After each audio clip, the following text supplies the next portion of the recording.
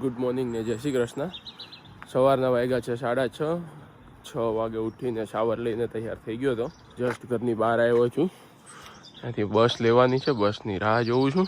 એકદમ શાંત રોડ છે. કેમેરાની આદત લાગી ગઈ છે હવે કે ભાઈ ઉઠીને સીધો વ્લોગ સ્ટાર્ટ કરવાનો છે, બરોબર છે. તો બસ આવે એટલે પછી આપણે બસ લઈને બેક ટુ વર્ક. બસમાંથી ઉતરી ગયા થઈ જાય છે હવે ટ્રેન સ્ટેશને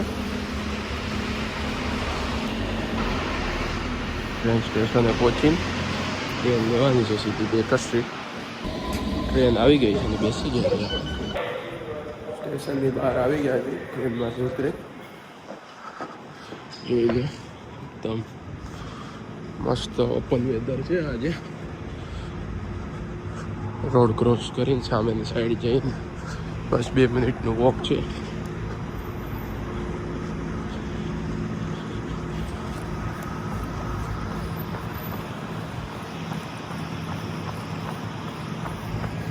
બે સેકન્ડની જ વાર હતી એટલે જલ્દીથી દોડીને સામેની સાઈડ આવી ગયો. શિફ્ટ સ્ટાર્ટ કરી દીધી છે. Back to work. હવે કપડાં ચેન્જ કરીને કિચનમાં જાશું, કામ ચાલુ કરી દઈશું. સન્ડે છે એટલે બધું પ્રિપેર કરવાનું છે. કપડાં ચેન્જ કરી લીધા છે, હવે back to work. Morning Zakir. કિચનમાં એન્ટ્રી ને હવે આપણો ફોન બંધ થોડા ટાઈમ માટે. 405 પાઉન્ડનો ઓર્ડર આવી ગયો છે. એ પહેલા છે દોડવા પ્રિપેરેશન કરવા બધી દોડવાડાની કોઈ ખબર નહીં. 405 પાઉન્ડનો ઓર્ડર કર્યો છે. લાગી ગયા છે તૈયારીમાં.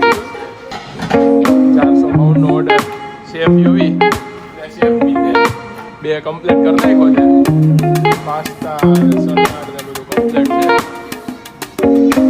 એકદમ ગરમા ગરમ રેડી. યમ્મી. બ્રેકમાં આવી ગયો છું. કિચન બહુ બિઝી હતું, સુપર બિઝી. આજે થાકી ગયો છું. સ્પેગેટી અને કોક ઝીરો 9 કલાક કન્ટિન્યુ વર્ક કર્યા પછી બ્રેક લીધી છે. તો ખાઈ લઉં.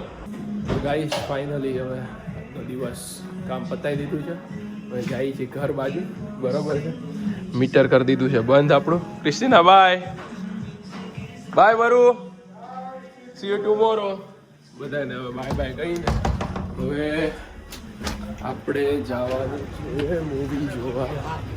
ડાયરેક્ટ ગમેથી સીધો જાઉં છું મૂવી જોવા. અંધારું થઈ ગયું છે એકદમ મસ્ત કમ્પ્લેટ.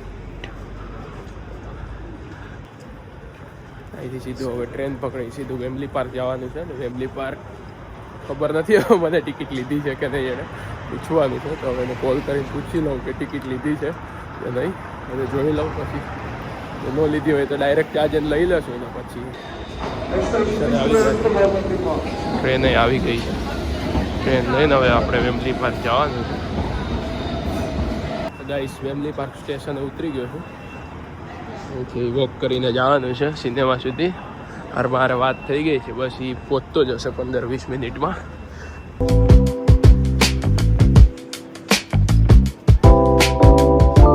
રાહ જોઉં છું.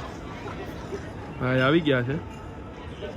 લેટ જ ભાઈ, ઓલવેઝ તો નહીં, પણ હવે આ વખતે લેટ થઈ ગયો છે. ટ્રેન મને ફોન આવ્યો તો ટ્રેન લેટ છે, બરોબર છે.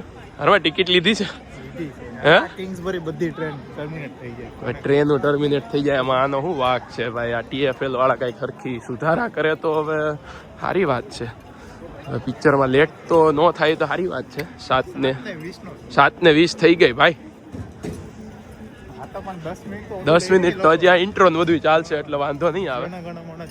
જણ ગણ મને નો હોય અહીંયા હોય જણ ગણ મને નો હોય. શું કરતા હશે?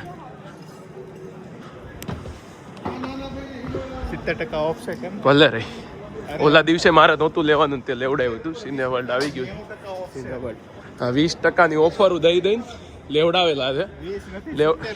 હા પણ 70 ઉપર 20 90 ભલે ભાઈ ઓફરો કઈ કઈ લેવડાવે રાખે. હારમાં અહીંયાથી